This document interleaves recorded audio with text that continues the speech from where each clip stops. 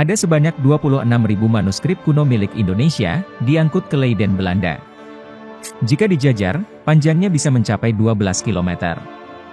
Namun, Perpustakaan Nasional Indonesia sendiri, hanya mengoleksi 10.613 manuskrip kuno. Tidak sampai separuhnya dengan yang disimpan di Belanda. Catatan leluhur kita itu, dimungkinkan telah ditafsirkan secara subjektif menurut Belanda, lalu dipublikasi ke sini. Tentunya tidak sesuai fakta.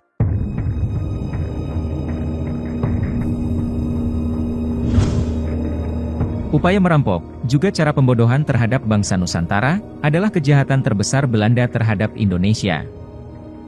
Penulis dari Swedia Juri Lina dalam bukunya berpendapat, bahwa sejarah Indonesia bukan sejarah asli, karena sudah dibengkokkan atau dikaburkan oleh Belanda.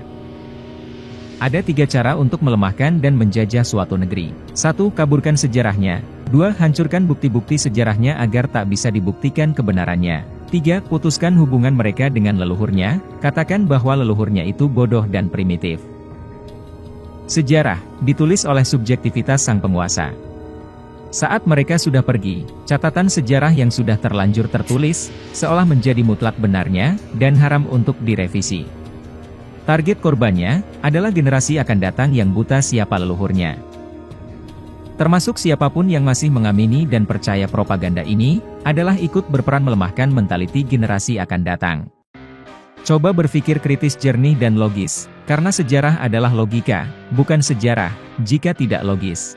Kita ambil contoh pembahasan sebelumnya, jika benar situs-situs di Nusantara berdasar pada ajaran yang terlahir di India Hindu atau Buddha, pertanyaannya, kapan dan siapa misionaris, atau pendakwah, atau bisu, atau mihu, atau orang suci, bukan pedagang dua ajaran yang terlahir di India masa pra-Islam datang ke Nusantara? Tidak ada jawabannya, karena memang tidak ada. Ini propaganda penjajah yang ingin menghilangkan jati diri kita untuk menjajah, dengan usaha mengindianisasi Nusantara, dengan tokoh utama penyebar propaganda ini adalah George Kuddes, yang diamini dan dipakai para sejarawan sebagai referensi utama, tanpa dikaji ulang. Mari kita masuk pembahasan pertama. Adalah bohong, Jalan Anyer Panarukan sepanjang 1000 km, dibangun oleh Daendels orang Belanda. Tentang siapa Daendels? Ada 2 nama Daendels yang berbeda, yaitu Herman Willem Daendels, Gubernur Jenderal Hindia Belanda ke-36 yang menjabat selama 3 tahun 1808 sampai 1811, dan A.D. Daendels, asisten residen di wilayah Ambal Kebumen pada 1838, atau 3 dekade setelah Herman Willem Daendels. Di sekitar Menara Mercusuar Anyer Desa Tambang Ayam Serang Banten, terdapat tapal yang menandai titik awal pembangunan Jalan Anyer Panarukan, tertulis 0 km Anjer Panarukan 1806 kl. Padahal, Daendels baru mendarat di Anyer pada 5 Januari 1808. Jadi, bukan dia yang menandai dan membuat jalan itu. Herman Willem Daendels, menjabat 1808 sampai 1811, maka mustahil dalam waktu 3 tahun membangun jalan dari Anyer ke Batavia.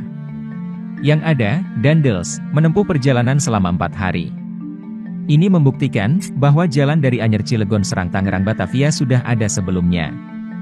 Lalu siapa yang menulis dan mempublikasikan catatan sejarah bohong ini? Nama jalan pantai selatan Jawa kerap disebut dengan nama Jalan Daendels, hanya karena jalur tersebut melewati wilayah Ambal yang kala itu dipimpin oleh A.D. Daendels. Jaraknya hanya 130 km, menghubungkan kota Bantul di DIY dengan Purworejo, Kebumen, dan Cilacap di Jawa Tengah. Dan, jalan pesisir selatan tersebut, sudah ada jauh sebelum orang Belanda tiba.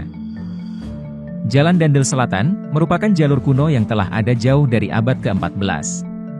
Ini merupakan jalur upeti kerajaan di Jawa, yang menghubungkan antara kerajaan Kediri, Majapahit, Pajang, Mataram, Cirebon, hingga ke Demak di utara. Pada masa kerajaan Jawa abad ke-14, banyak kerajaan memanfaatkan jalan pesisir pantai selatan Jawa ini sebagai jalur penghubung, salah satunya kerajaan Mataram Islam pada era Sultan Agung 1613 sampai 1645. Tercatat dalam sejarah Keraton Surakarta dan Yogyakarta, 1769 sampai 1874, Mataram Islam menyebut wilayah ini dengan nama Urut Sewu, adalah satu dari 8 wilayah bagian negara agung yang merupakan daerah-daerah pungutan pajak di luar pusat pemerintahan keraton. Sebelumnya, jalan ini bernama Jalur Diponegoro. Pangeran Diponegoro dan para pengikutnya pernah bergerilya di ruas jalan ini, tepatnya di wilayah Karesidenan Bagelen, dalam Perang Jawa melawan Belanda yang berlangsung sejak 1825 hingga 1830. Diponegoro memilih jalur ini sebagai rute gerilyanya yang telah digunakan oleh leluhurnya ketika berperang, yaitu Amangkurat I, yang pernah menggunakan jalur ini untuk lari dari kejaran pasukan Raden Trunojoyo yang memberontak Kesultanan Mataram. Perjuangan Pangeran Diponegoro dalam melawan kolonialisme Belanda berakhir setelah pada 1827. Pasukan Belanda yang dipimpin Jenderal de Kock menangkap Pangeran Diponegoro di Magelang pada 28 Maret 1930, kemudian diasingkan ke Manado, dan wafat di Benteng Rotterdam pada 8 Januari 1955. Pasca Perang Jawa, pemerintah kolonial menjalankan politik untuk menghapus pengaruh dan citra Diponegoro di kalangan pribumi. Tujuan politik ini untuk melemahkan semangat pengikut Diponegoro yang masih bergerilya dan kedudukannya terpecah. Pada 1838, Adi Daendels menggunakan kesempatan ini untuk mengganti nama Jalan Diponegoro, mengubah nama jalan kuno penghubung kerajaan Jawa ini dengan namanya. Lalu simsalabim, jadilah Jalan Daendels di selatan Jawa. Adalah bohong, Jalan Anyer Panarukan sepanjang 1000 km dibangun oleh Daendels orang Belanda. Yang benar, nenek moyang dan leluhur kita sudah membuatnya terlebih dahulu, sebelum mereka datang. Ini lebih penting, sebelum tahun 78 Masehi, sudah ada peradaban maju di Nusantara. Cara menghitung awal tahun Saka di Prasasti, yang mengkonversi ke Masehi dihitung mulai 78 Masehi itulah, yang menjadikan sejarah kita hilang atau sengaja dihilangkan. Jika ditanya, lebih tua mana antara arah barat atau arah timur? Jawabannya tentu saja lebih tua timur.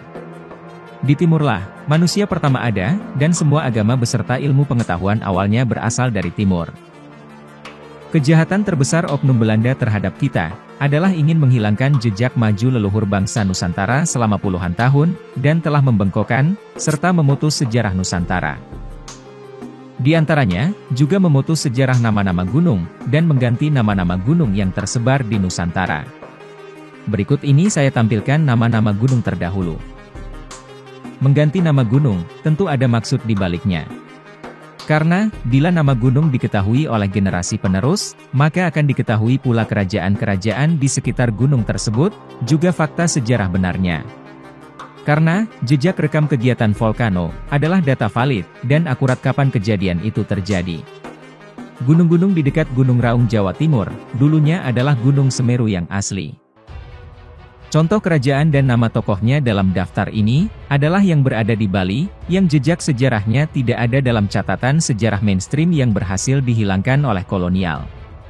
Awal penghitungan tahun Saka di Prasasti, seharusnya tidak dimulai tahun 78 Masehi.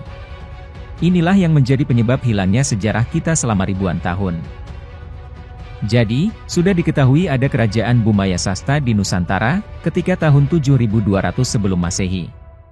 Lalu pada tahun 5391 sebelum Masehi, mulailah dibangun bangunan megah, bernama Fuana Cakapala di Java, yang kini terpublikasi dan lebih dikenal dengan nama Borobudur. Kemudian setelahnya pada 5082 sebelum Masehi, dibangun Candi Megah dengan 3 induk bangunan utama di lokasi dekatnya, bernama Pakranatha, yang kini terpublikasi dan lebih dikenal dengan nama Prambanan. Paranatha mempunyai arti minata ulang, sesuai dengan bentuk dasar ajaran matahari sebagai sumber cahaya. Bukan menyembah matahari, namun dengan filosofi 5 warna cahaya utama atau pancawarna. Inilah ajaran asli leluhur Nusantara Dharma, yang mendasari lahirnya 3 ajaran baru di India, yaitu Hindu, Buddha, dan Jaina. Teks literasi kata Dharma, terekam di relief dasar Borobudur dengan teks kata Kusala Dharma Bhajana, dan Vinaya Dharma Cita. Ini berarti, Borobudur, bukan berdasar pada salah satu ajaran yang terlahir di India, tapi mendasari lahirnya 3 ajaran baru berbasis Dharma di India. Bangunan megah ini dibangun oleh kaum Chaka atau kaum Arya. Sejatinya, kaum Chaka adalah leluhur bangsa Nusantara, tertulis pada relief dasar Borobudur dengan teks literasi kata Mahacakya. Bangsa Chakya atau Sakya atau Saka atau Arya yang agung disebut Skytia oleh sejarawan Eropa.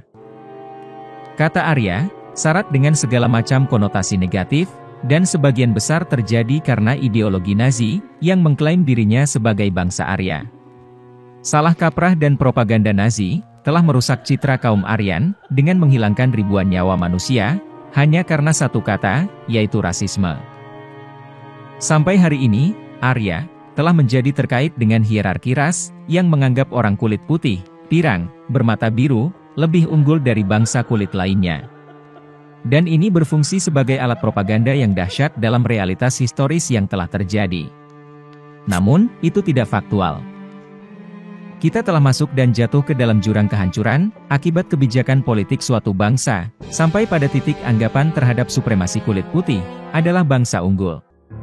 Kemudian secara liar, menjadikan sikap menular bangsa lainnya untuk melabeli hierarki manusia berdasar warna kulit putih atau hitam, dan berakibat memecah belah umat manusia. Kaum Arya ini menyebarkan peradaban pertanian dan kedamaian yang secara universal dikenali dengan simbol swastika. Simbol inilah yang dipakai ideologi Nazi untuk mengklaim dirinya sebagai bangsa Aryan.